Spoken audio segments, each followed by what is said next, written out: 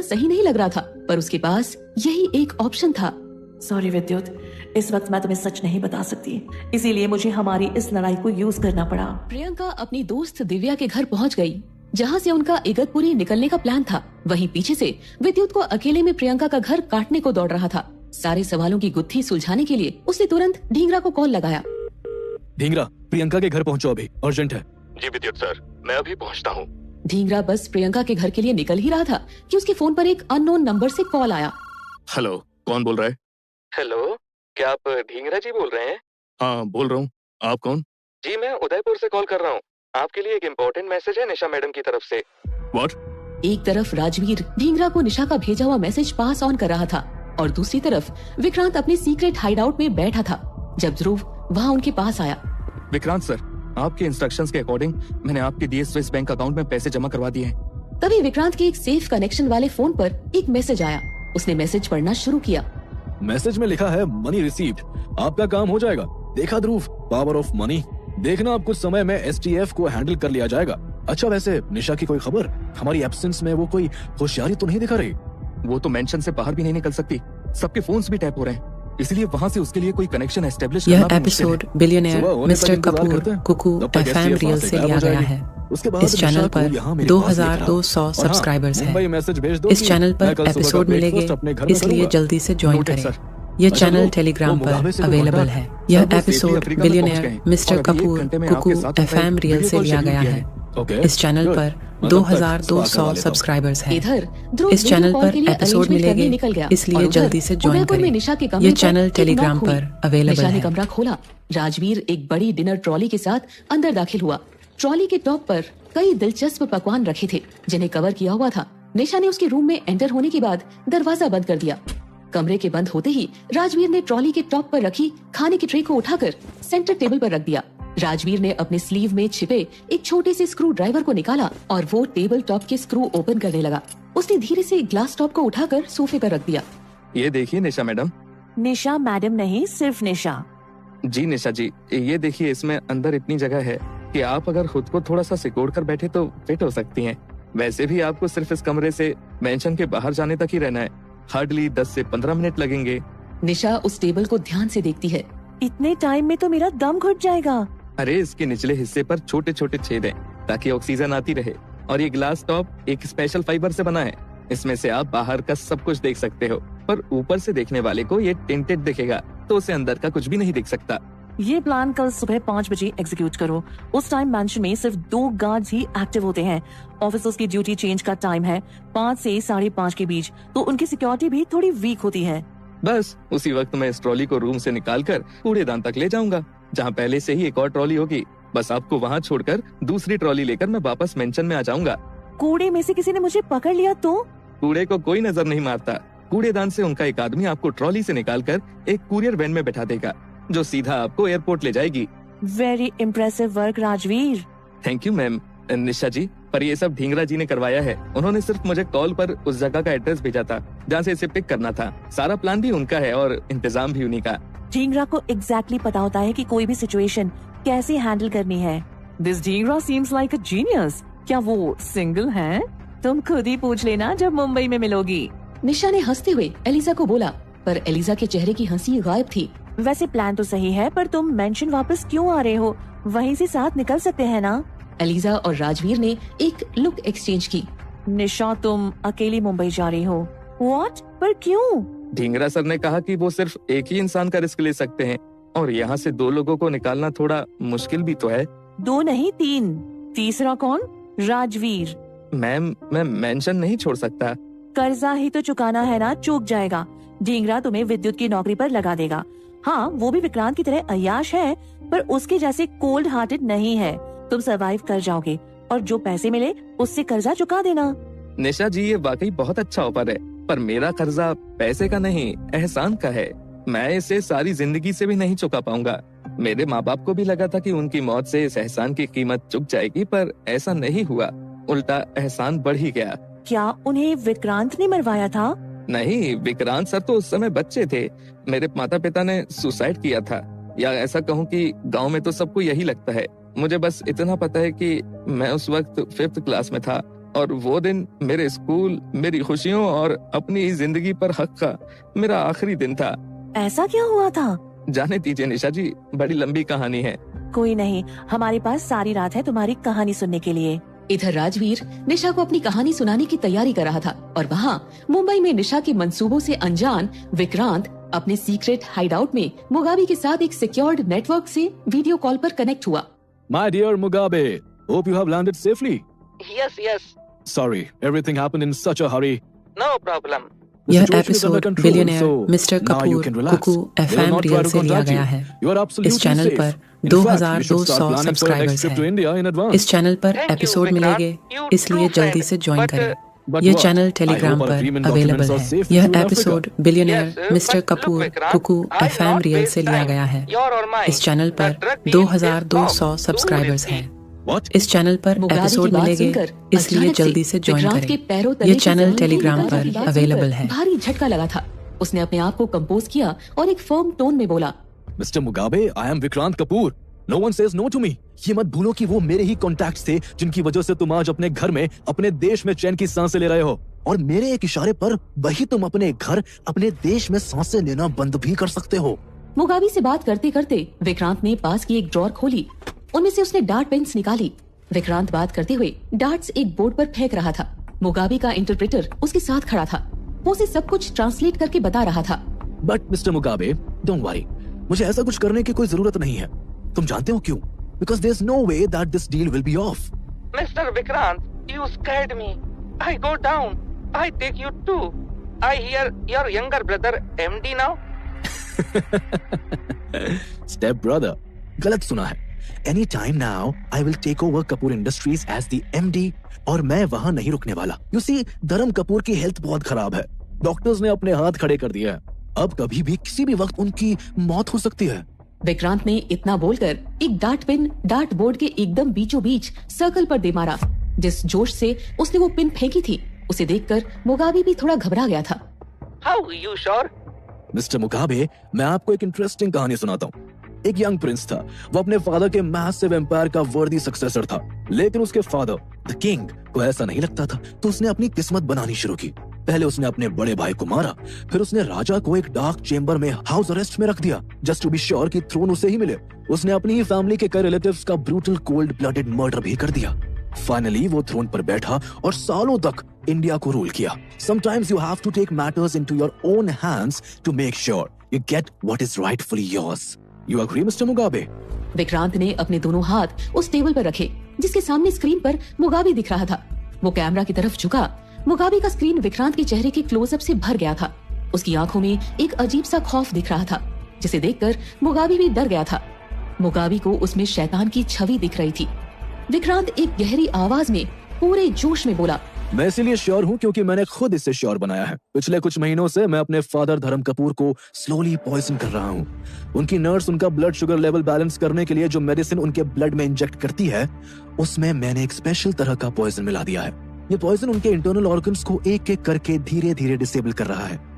जल्दी ही multiple organ failure की वजह से ही will be declared dead and the throne will be mine. Vikrant के इस खुलासे को सुनकर ध्रुव भी कांप उठा था। वो सोचने लगा, जो इंसान पावर के लिए अपने सगे पिता को भी मार सकता है, वो मुझे तो एक मक्खी की तरह मसल देगा। यार मुझे हमेशा इसकी गुड बुक्स में रहना होगा, वरना ये तो मुझे कहीं काट कर फेंक देगा और किसी को पता भी नहीं चलेगा। उधर निशा और एलिजा उदयपुर के मेंशन में राजवीर की कहानी सुनने के लिए तैयार थे। तो क्या मजबूरी है तुम्हारी? जी, कहानी मेरे दादा से शुरू होती है। मेरे दादा उदयपुर के पास एक गांव में किसान थे। कुछ साल फसल न होने के कारण उन पर काफी कर्जा चढ़ गया था। कर्जा चुकाने में उनका घर, जमीन, खेत सब कुछ एक एक करके उनके हाथ से चला गया। वो पढ़े लिखे तो थे नहीं, इसलिए उन्होंने मेरे पापा को दिन रात मजदूरी करके पढ़ाया और ऐसे हालात हो गए थे कि कर्जा बढ़ता ही गया। निशा राजीव की कहानी बड़ी ध्यान से सुन रही थी। जब पापा बड़े हुए तो राजा साहब ने उन्हें अपने घर में नौकरी पर रख लिया। अब पापा बाहर जाकर काम करना चाहते थे ताकि पैसा कमाकर दादाजी का कर्जा उतार दें, पर जब तक दादाजी जिंदा थे ये मुमकिन ही नहीं हो पाया। उनके गुजर जाने के बाद मेरे माँ बाबा मुझे दादी के पास छोड़कर यहाँ उदयपुर आ गए। यह episode billionaire mister Kapoor Kuku FM real से लिया गया है।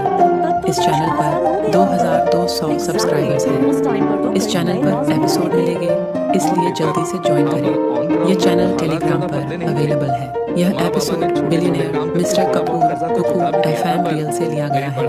इस चैनल पर 2200 सब्सक्राइबर्स हैं। इस चैनल पर एपिसोड मिलेंगे, इसलिए जल्दी से ज्वाइन करें। यह चैनल टेलीग्राम पर अवेलेबल है। उनके साथ एक डील कर ली उन्होंने। कैसी डील? राजा साहब के दरबार में उनके सबसे खास मिनिस्टर्स को आजादी के बाद उन्होंने एक उपाधि देकर गवर्नमेंट में सीनियर पोजीशन दे दी थी। राजा साहब ने मेरे पापा और माँ को उन्हें तोहफे में दे दिया। तोहफे मींस गिफ्ट्स, राइट? जी। कोई किसी इंसान को गिफ्ट में कैसे दे सकता है, और इसका मतलब क्या हुआ? मतलब ये कि माँ बाबा जब तक जिंदा रहेंगे उन्हें उस ऑफिसर को सर्व करना होगा। हम सब उनके साथ उनके मेंशन शिफ्ट हो गए। डोंट टेल मी कि वो मेंशन ये है। जी करेक्ट, यही तो है उस ऑफिसर का मेंशन। एक सेकंड, आई एम कंफ्यूज्ड। तुम बचपन से यहाँ रहते हो, तो तुम्हारी दादी बाहर कैसे रहती है? वो इसलिए कि मैं यहाँ सिर्फ स्कूल खत्म करने तक ही था। कॉलेज के लिए मैं पिलानी चला गया था, इंजीनियरिंग की पढ़ाई करने। तुम इंजीनियर हो? निशा ने चौंक कर पूछा। राजवीर की आंखें अब नम हो गई थी। एलिजा ने टेबल पर से ग्लास उठाकर उसे पानी दिया। राजवीर ने पानी पीने के बाद फिर से बोलना शुरू किया। थैंक्स। हाँ, मैंने इंजीनियरिंग की पढ़ाई की थी, पर फाइनल एग्जाम से पहले ही मुझे खबर मिली कि मेरे माँ बाबा का एक्सीडेंट हो गया है।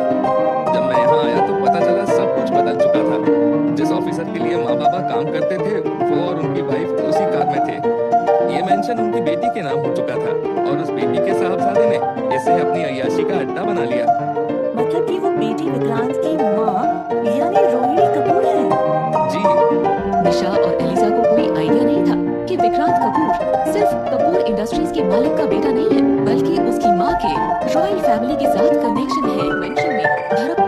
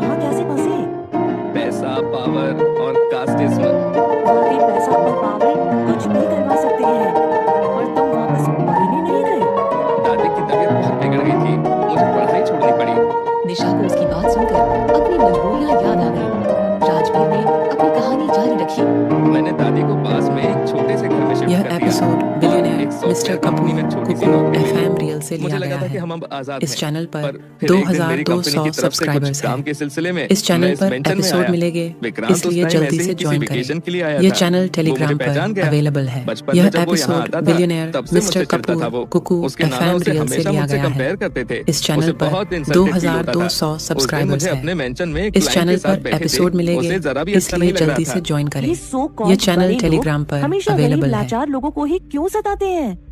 उस रात पार्टी में उसने अपनी पीए के साथ गलत काम करने की कोशिश की थी, पर मैंने उस लड़की को बचाकर घर से बाहर निकलवा दिया था। ऑब्वियसली अब विक्रांत को तो पता चल गया। कुछ दिन बाद मुझे फिर जबरदस्ती रेजिग्नेशन देने बोला गया। मेरे घर पर पुलिस भेजी गई। मुझे झूठे इल्जाम में जेल भेजकर पिटवाया गया। नाउ आई नो कि विक्रांत ऐसी हैवानियत कर सकता है। अरे रोज कोई ना कोई हमारे घर में टॉर्चर करने पहुंच जाता। मुझे पूरे शहर में कहीं नौकरी नहीं मिली। मैंने उदयपुर छोड़ने का भी ट्राई किया, पर दादी बेड रिडन है, उन्हें कहीं नहीं ले जा सकता था। और उस टाइम विक्रांत ने अपना आखिरी दांव खेला। हमारे समाज के लोग हमारे घर आए और उन्होंने हमें समाज से भी निकालने की धमकी दे दी। मुझे इन सब की कोई परवाह नहीं है, पर दादी के लिए यह आज भी बड़ी बात है। मुझे थक हार कर विक्रांत के पास ही आना पड़ा। उसने मुझे जमीन पर बैठाया, मेरी औकात का एहसास दिलाया और मुझे एक डील ऑफर की कि तुम सारी जिंदगी उसे सर्व करोगे। यस, तो अब मैं तो यहाँ फंस चुका हूँ, पर तुम्हारी हेल्प जरूर करूंगा। काफी इंटेंस था, है ना? अलीजा इतने सीरियस मोड को थोड़ा लाइट करना चाह रही थी। तो अब नेक्स्ट स्टेप क्या है? ये फिगर आउट करना कि मेरे साथ तुम दोनों यहाँ से कैसे निकलोगे। राजवीर और अलीजा एक दूसरे की तरफ देखते हैं। उधर मुंबई में विक्रांत मुगाबी का कॉल कट करने के बाद ध्रुव को बुलाता है। ध्रुव, मेरे घर पर इन्फॉर्म कर देना कि मैं 1-2 घंटे में वहाँ पहुँच जाऊंगा। जी सर। इतना बोलकर विक्रांत वहाँ से बाहर चला जाता है। ध्रुव भी उसके पीछे पीछे जाता है। ड्राइवर, गाड़ी निकालो। पर आप तो 1-2 घंटे में जाने वाले थे ना? यस, पर मुझे पहले एक अर्जेंट मैटर से डील करना है। विक्रांत अपनी गाड़ी में निकल जाता है। ध्रुव सोच में पड़ जाता है कि अब विक्रांत का अगला कदम आखिर क्या होगा। विक्रांत अपने ही बाप को इतनी दर्दनाक मौत दे रहा था। ये सोचकर ध्रुव अब भी काफी शॉक में था। कपूर मेंशन में धर्म कपूर की हेल्थ बिगड़ते ही जा रही थी। काम्या धर्म के कमरे में बैठी हुई पास में सोफा पर सो गई थी। तभी विद्युत वहाँ आया। मॉम। अरे विद्युत, तुम यहाँ? हाँ, वो मैंने सोचा कि जब तक पापा की तबीयत स्टेबल ना हो जाए, आई शुड बी हियर। बहुत अच्छा किया, जाओ पापा के पास जाकर बैठो। विद्युत थोड़ा हिचकते हुए धर्म के पास जाकर बेड की साइड पर बैठ गया। धर्म अब भी नींद में था।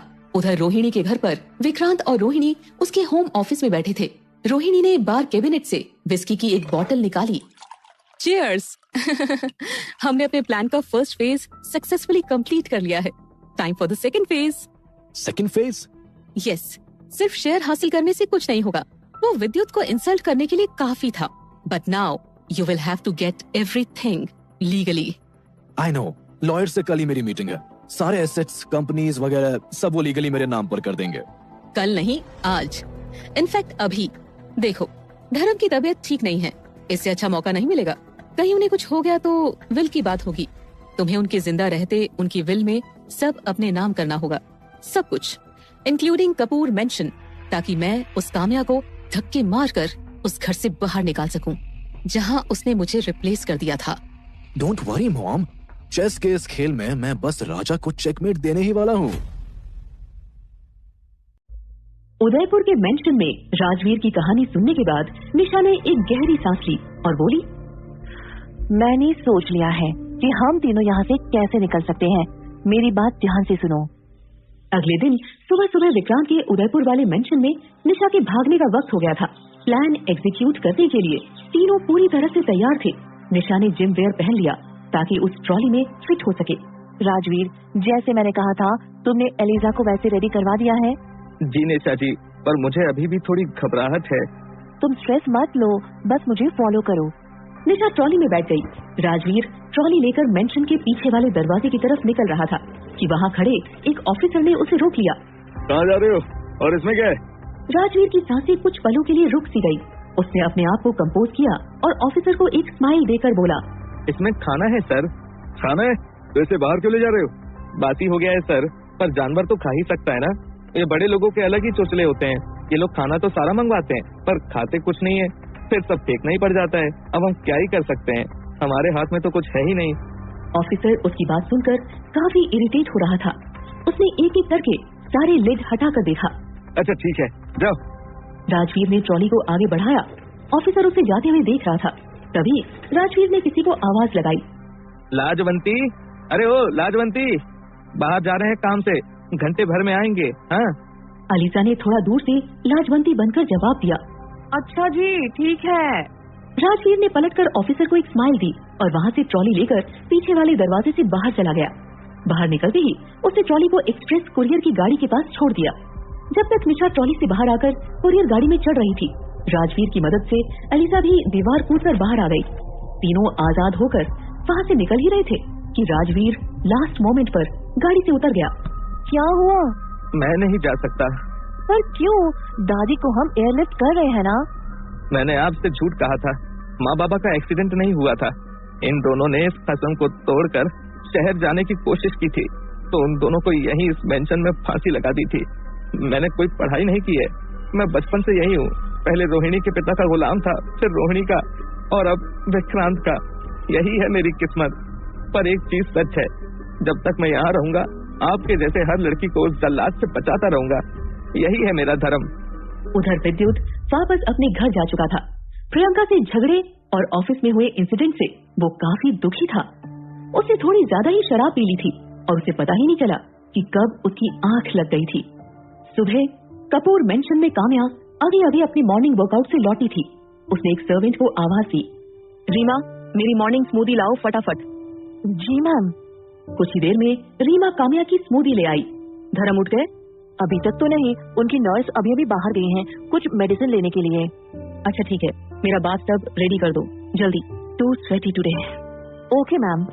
धर्म कपूर अपने बेड पर लेटा हुआ था। उसकी नींद खुली।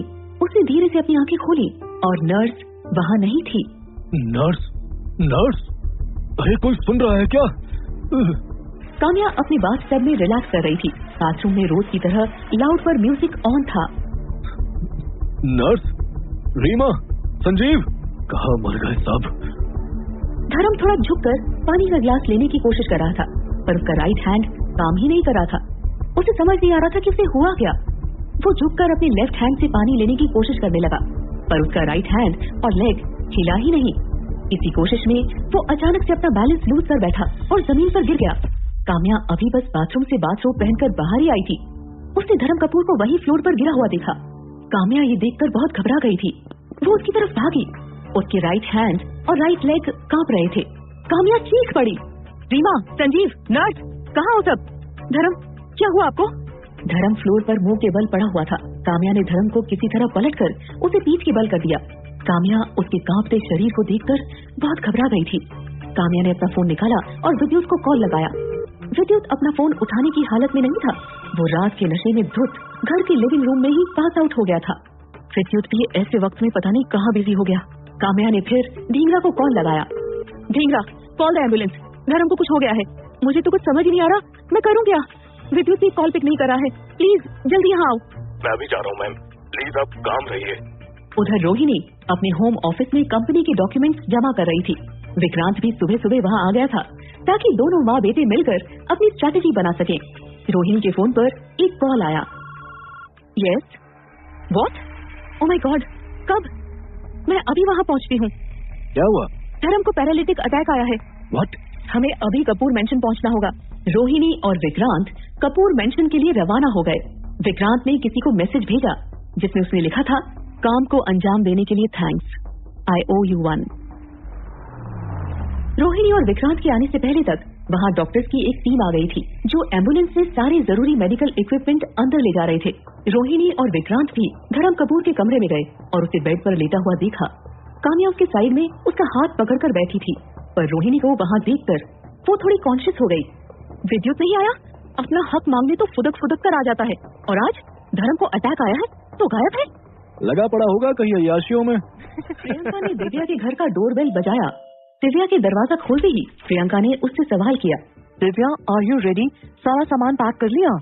प्रियंका, एक बार और सोच ले, सारे पहलुओं को समझकर डिसीजन ले। क्या ये सब करना जरूरी है? इसमें कहीं बहुत रिस्क तो नहीं? एक रिपोर्टर होने के नाते तो समझ सकती है कि इससे इंडिया और अफ्रीका में हर साल कितने करोड़ों लोगों की जानें चली जाती हैं। अब इतने सारे लोगों के लिए रिस्क तो लेना पड़ेगा। जवाब देते हुए प्रियंका दिव्या के घर के अंदर आ गई।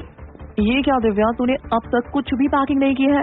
देख, विद्युत इस वक्त एक बहुत बड़े स्कैंडल के बीचों बीच फंसा हुआ है। मुझे इस बात की तसल्ली करनी पड़ेगी कि कपूर फेक मेडिसिन स्कैंडल का उससे कोई लेना देना नहीं है। और आखिर कौन है इस इलीगल बिजनेस के पीछे? तो तू ये रिस्क करोड़ों लोगों के लिए ले रही है या विद्युत के लिए? You do love him, right? हाँ, लेकिन मैं उससे कह कर आई हूँ कि कुछ वक्त के लिए हमें एक दूसरे से दूर रहना चाहिए। अपने घर पर मीडिया की भीड़ देखकर मैं उन्हें विद्युत के खिलाफ कोई गलत स्टोरी चलाने का बहाना नहीं देना चाहती थी। खैर, टेल मी, तूने ये टिकट बुक कर दिए? हाँ, 2 घंटे में इगतपुरी के लिए ट्रेन निकलेगी। तो पहले इतना ड्रामा क्यों कर रही थी? हमें अभी स्टेशन के लिए निकलना होगा। इतना कहकर प्रियंका और दिव्या ने स्टेशन के लिए टैक्सी बुक की और अपने मिशन के लिए रवाना हो गए। धर्म की तबीयत की बात सुनकर विद्युत भागा कपूर मेंशन आया। काम्या घर पर धर्म के सिरहाने बैठी हुई थी। विद्युत चुपचाप जाकर उसके पास बैठ गया। दोनों को यकीन नहीं हो रहा था कि धर्म को अचानक इस तरह का अटैक कैसे आ गया। पापा, फिक्र की कोई बात नहीं है, आपको एक छोटा सा अटैक हुआ है, you will be back in no time. Vidyut, वक्त खराब चल रहा है, मुझे तुम्हारी फिक्र हो रही है, कल क्या होगा? मेरी फिक्र? मुझे क्या हुआ है पापा? मैं कल भी खुश था और आज भी खुश हूँ, यू डोंट वरी। लेकिन तुम्हारी आंखों से खुशी नहीं झलक रही विद्युत। जब से वो लड़की तुम्हारी जिंदगी में आई है तब से। पापा, उसी लड़की के मेरी जिंदगी में आने की ही वजह से मुझे धीरे धीरे